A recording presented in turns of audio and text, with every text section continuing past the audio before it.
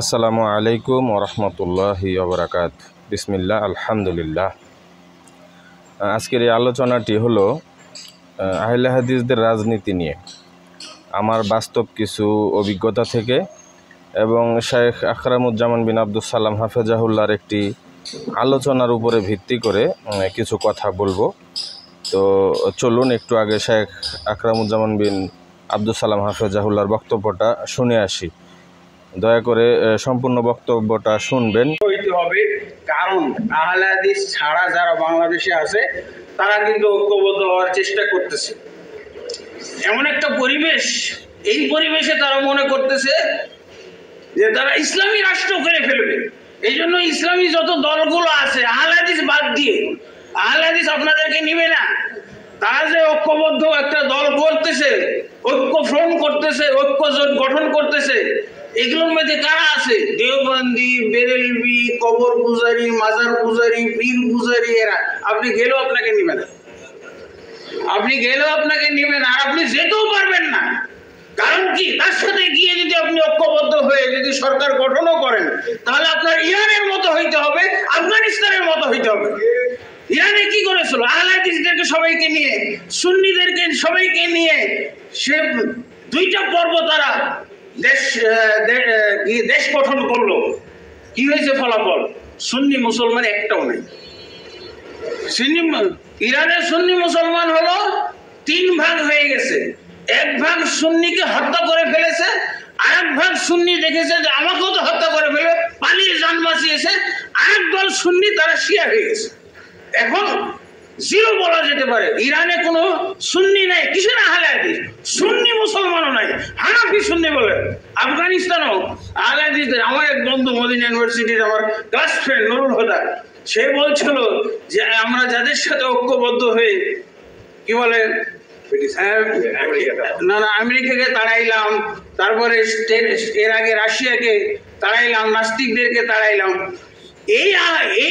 এই মুসলমানরাই আমার এখন ফতোয়া দিচ্ছে যে একজন আহলে হাদিস হত্যা করতে পারলে 100 জন রুশি হত্যা করার চেয়েও বেশি সওয়াব। এই ফতোয়া আমার কাছে, সে নিজে বলছে। আমরা এই অবস্থায় পড়ে যাব। এই জন্য অবশ্যই আমাদেরকে ঐক্যবদ্ধ হইতে হবে। রাজনৈতিক স্বার্থ উদ্ধারের জন্য ঐক্যবদ্ধ হইতে হবে। আর এই রাজনৈতিক কিসের জন্য? দাওয়াতি স্বার্থ উদ্ধারের জন্য। সহিহ আকীদা প্রচারের প্ল্যাটফর্ম হিসেবে আমাদের এই রাজনৈতিক প্ল্যাটফর্ম তৈরি করতে হবে।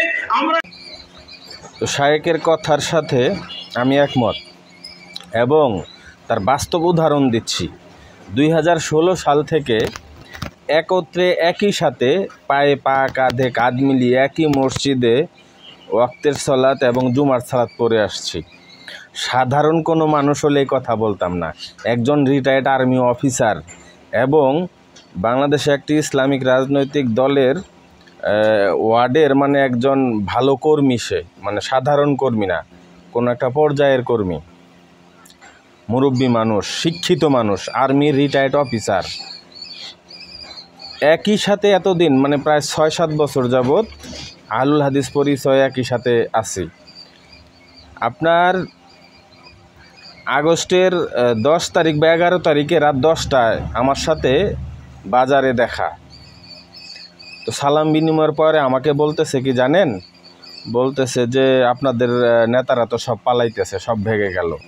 তা আমি বললাম, স্যার আমাদের নেতারা পালাচ্ছে মানে? বলছে আহলে হাদিসরা তো সব আওয়ামী লীগ।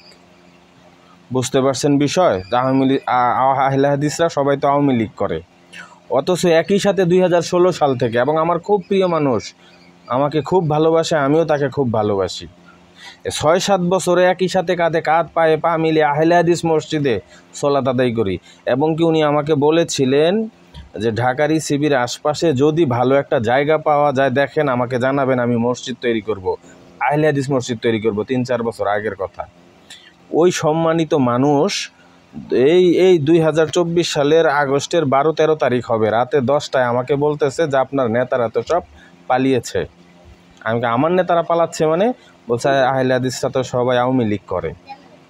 তখন আমি বললাম, স্যার আপনি এই হাসিনা পালানোর সময় কোথায় ছিলেন? আমি তো সমরের যোদ্ধা, টানা 10-15 দিন মাঠে ছিলাম, এবং শেষের 2 দিন মৃত্যু নিজ চোখে দেখে এসেছি। 4 তারিখে আমি আমার 16 বছরের 17 বছরের ছেলেকে সাথে নিয়ে মাঠে ছিলাম, যুদ্ধের মাঠে। আমার ছেলের মাথায় রাবার বুলেট লাগে। আমার গায়ে আওয়ামী লীগের ছেলেরা ফার্ম গেটে 5 তারিখ বিকেল 3টার বা 4টার দিকে ফার্ম গেট পুলিশ ব্যারিকেডের সামনে আমরা শাহবাগ থেকে যখন ওদিক থেকে মগবাজার পর্যন্ত ছাত্রলীগদেরকে খেদাইতে বা পুলিশকে লাঠি দিয়ে বা চাক্কা দিয়ে পিকেটিং করতে করতে পিছাইতে ফার্ম গেট পর্যন্ত আমরা আসতে পেরেছিলাম। তখন আমাকে উদ্দেশ্য করে ছাত্রলীগ বা যুবলীগ যারা ছিল গুলি করেছে। আমার ছেলে আমাকে টান দিয়ে ওই ফ্লাইওভারের কলামের পিছনে টান মারে, আল্লাহর রহমতে আমি বেঁচে গেছি। আমার পিছনের জনের গায়ে গুলি লাগে, তারপরে সে হাসপাতালে ভর্তি হয়। আর আমাকে বলতেছে যে আপনার নেতারা তো পালিয়েছে। এটা হলো বাস্তব প্রেক্ষাপট। এখনও মানে মাঠে যে এতদিন মিছিল মিটিংয়ে এই যুদ্ধে যে ছিলাম তার প্রমাণ এখনও দেখাচ্ছি। এখনও 3-4 দিন হাঁটতে পারিনি 6 তারিখের পরে, এখনও পায়ের ফোসকা শুকায়নি। বলতেছি এমনি বলতেছি বিষয়টা তা না। এই যে দেখেন, এই যে এখনও পায়ের ফোসকা, পায়ে যে ঠোসা পড়েছিল এখনও শুকায়নি, এই যে একটা এখনও আছে। তো আমাকে এই ব্যক্তিকে বলতেছে যে আপনার নেতারা তো সব পালিয়েছে।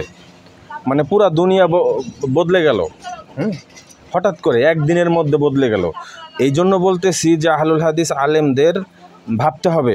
শেখ আকরামুজ্জামান বিন আব্দুস সালাম হাফিজাহুল্লাহ যে কথা বলেছেন সেই কথার সাথে আপনাদের একমত হইতে হবে। বিশেষ করে ডক্টর গালিব স্যার এবং ওনার সন্তানরা যারা আছেন উচ্চশিক্ষিত মানুষ, এবং শেখ আব্দুর রাজ্জাক বিন ইউসুফ হাফিজাহুল্লাহ, সাথে ওনার ছেলে আবদুল্লাহ অনেক জ্ঞানী মানুষ, রাজনীতি নিয়ে, বিশ্ব রাজনীতি নিয়ে অনেক কিছু উনি মাথায় রাখে। এই কথায় ভাবতে হবে।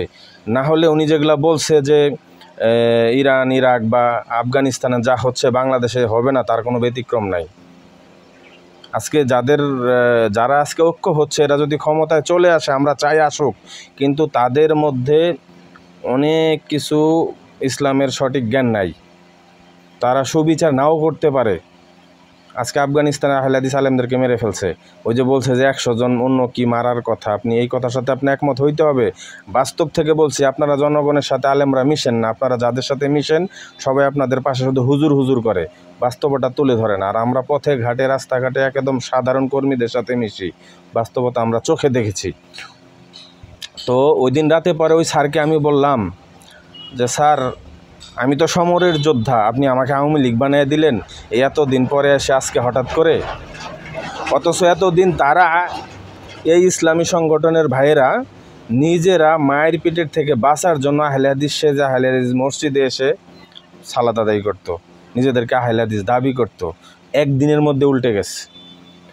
পরবর্তীতে আমি অনেক কিছুই বলার ছিল, তো খালি এইটুকুই বলছি যে আমরা আহলে হাদিসরা মাঠে নেমে আজকে যুদ্ধ করলাম, আর একদিনে আজকে আমাদেরকে বদনাম দিয়ে দিলেন।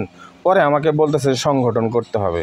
তখন আমি বলেছিলাম আমি তো সংগঠনের মধ্যেই আছি। ইসলাম একটা সংগঠন। যে লা ইলাহা ইল্লাল্লাহ বলেছে সে লা ইলাহা ইল্লাল্লাহর মাধ্যমে এই সংগঠনের অন্তর্ভুক্ত হয়ে গেছে। আলাদা কোনো ফরম পূরণ করতে হয় না। আপনারাই বরং ইসলামের আগে পিছে কিছু নাম যোগ করে ইসলাম থেকে আলাদা হয়ে গেছেন। আপনারা কেটে চলে আসুন। উদাহরণস্বরূপ বললাম যে বাংলাদেশ জামাত ইসলাম, আপনি ইসলামের আগে জামাত কেটে দিলেই তো আমরা সবাই এক। বাংলাদেশ ইসলামী আন্দোলন, ইসলামী আন্দোলনের পরের আন্দোলন কেটে দিলেই তো আমরা এক। আপনারাই বরং একটা বৃত্তের ভিতরে নিজেদেরকে আলাদা আলাদা রাজনৈতিক নাম দিয়ে আলাদা করে ফেলেছেন। আমরা একই সংগঠনে আছি এবং প্রত্যেক মুসলিমের দুর্দশার সময় ইমানি দায়িত্ব হিসাবে প্রথমে আহলে হাদিসরা আমরাই মাঠে থাকব। এটা অনেক প্রমাণ আছে এবং এই 24-এর আন্দোলনে নিশ্চোখে দেখেছি, নিজে থেকেছি। এবং মিডিয়ায় দেখুন আহলে হাদিস বক্তারাই মুখ খুলে কথা বলেছে। হাসিনা ক্ষমতায় থাকা অবস্থায় হাসিনার বিরুদ্ধে কথা বলেছে, বলিষ্ঠ কণ্ঠে কথা বলা আছে। আমাদের শায়েখরা তো বলেছে, আমরা সাধারণ মানুষরাও বলেছি। ঘুরে দেখুন আমার ফেসবুক, আমার আগের একটা ফেসবুক অ্যাকাউন্ট বন্ধ করে দেওয়া হয়েছে অনেক অত্যাচারের বিরুদ্ধে কথা বলার কারণে। আর আজকে আমাদেরকে এইসব কথা বলে তারা এই অবস্থা। আর যদি ক্ষমতায় চলে আসে তাহলে কি হবে? এই জন্য অনুরোধ করছি সাধারণ মানুষ হিসাবে, প্লিজ, বিশেষ করে সম্মানিত শায়েখরা যারা প্রধান হিসাবে আছেন, আপনারা এটা নিয়ে একটু ভাবুন।